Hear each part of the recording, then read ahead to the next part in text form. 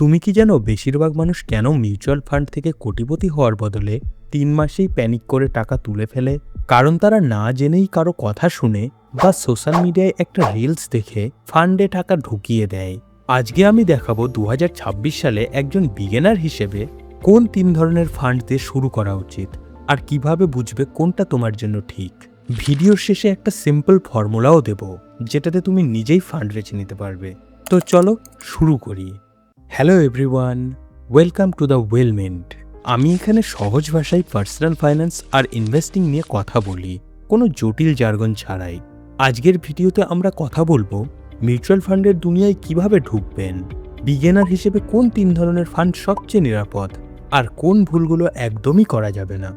একটা জিনিস ক্লিয়ার করে দিই, আমি কোনো নির্দিষ্ট ফান্ডের নাম নিয়ে এটাই কিনা বলবো না, কারণ সেটা রেসপন্সিবল না। বরং আমি শেখাবো কিভাবে ক্যাটাগরি বুঝে নিজে ফান্ড বেছে নিতে হয়, যেটা তোমার লাইফ টাইম কাজে লাগবে। চলো শুরু করি প্রথম পয়েন্ট দিয়ে। মিউচুয়াল ফান্ড আসলে কি আর কেন বিগিনারদের জন্য এটা ভালো স্টার্ট? সোজা ভাষায় বলি, মিউচুয়াল ফান্ড হলো এমন একটা জিনিস যেখানে অনেক মানুষ মিলে টাকা জমা করে, আর একজন প্রফেশনাল ফান্ড ম্যানেজার সেই টাকা দিয়ে শেয়ার, বন্ড, অন্যান্য অ্যাসেটে ইনভেস্ট করে। তুমি ভাবতে পারো এটাকে একটা শেয়ার ট্যাক্সির মতো। একা গাড়ি ভাড়া করলে খরচও বেশি, রিস্কও বেশি, কিন্তু সবাই মিলে গেলে খরচও কমে। আর একজন ড্রাইভার রাস্তা চেনে। তোমার কি মনে হয় না একা একা স্টক পিক করার চেয়ে এভাবে শুরু করাটা সেফ? কমেন্টে জানান।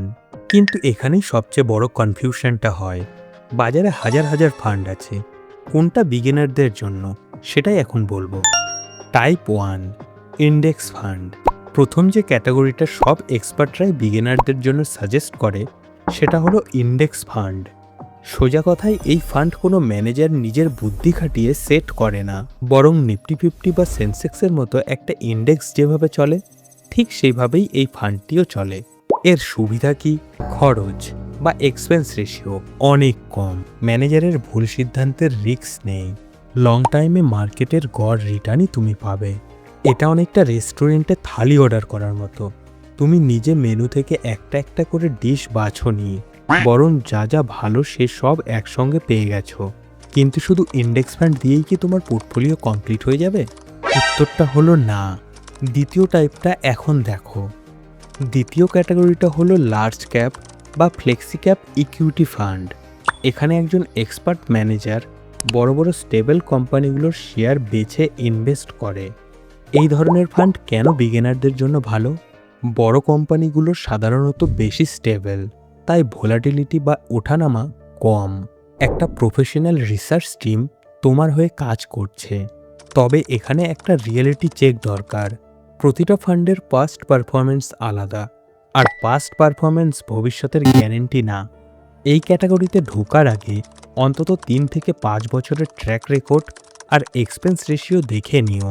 একটা প্রশ্ন, তুমি কি কখনো কোনো কোম্পানির ফ্যাক্ট শিট খুলে দেখেছো? না দেখলেও অসুবিধা নেই, পরের ভিডিওতে সেটা নিয়ে ডিটেলসে কথা বলবো। আচ্ছা, এই পর্যন্ত ভিডিওটা যদি কাজে লেগেছে মনে হয় তাহলে একটা লাইক দিয়ে রাখো। এতে ইউটিউব বুঝবে কন্টেন্টটা মানুষের উপকারে আসছে, তাই আরও মানুষের কাছে পৌঁছাবে। তৃতীয় আর শেষ ক্যাটাগরি ইএলএসএস মানে ইকুইটি লিঙ্ক সেভিং স্কিম। এটা একটা স্পেশাল ধরনের ইকুইটি ফান্ড যেটা তোমাকে ট্যাক্স বেনিফিটও দেয় ভারতের সেকশন 80সির আওতায়। এটা কেন বিগিনারদের পছন্দ হয়? ইনভেস্ট করে ট্যাক্স বাঁচানো যায়, মাত্র 3 বছরের লকিং পিরিয়ড, লং টাইমে ইকুইটির গ্রোথ পাওয়ার সুযোগ। মনে রেখো, ইএলএসএসও একটা ইকুইটি ফান্ড, মানে মার্কেটের ওঠানামার সঙ্গে এর ভ্যালুও উঠবে নামবে। এটা ফিক্সড ডিপোজিটের মতো গ্যারেন্টেড রিটার্ন দেয় না।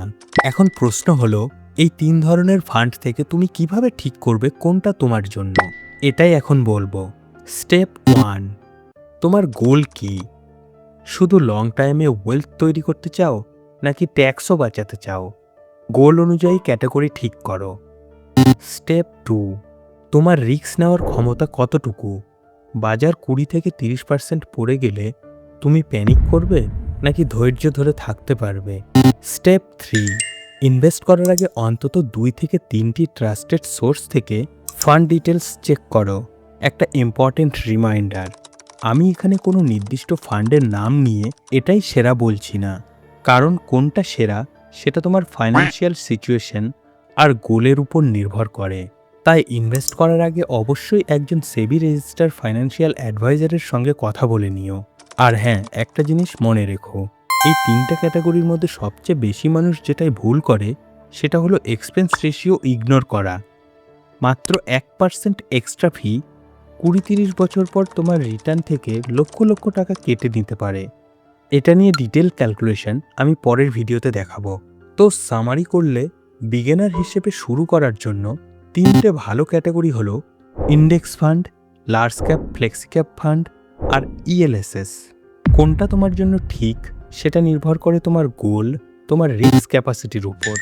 পরের ভিডিওতে আমি দেখাবো কিভাবে একটা ফ্যাক্ট শিট পড়বে আর এক্সপেন্স রেশিও কিভাবে ক্যালকুলেট করে বুঝবে কোন ফান্ড লং টাইমে বেশি লাভজনক। ওই ভিডিওটা মিস করতে না চাইলে এখনই সাবস্ক্রাইব করে বেল আইকন অন করে রাখো। যদি ভিডিওটা ভালো লেগে থাকে লাইক করো, শেয়ার করো বন্ধুদের সঙ্গে যারা নতুন ইনভেস্টমেন্ট শুরু করতে চাইছে। আর কমেন্টে জানাও তুমি কোন ক্যাটাগরির ফান্ড নিয়ে সবচেয়ে বেশি কনফিউজড। দেখা হবে পরের ভিডিওতে। ততক্ষণ স্মার্টলি ইনভেস্ট করো। Happy investing.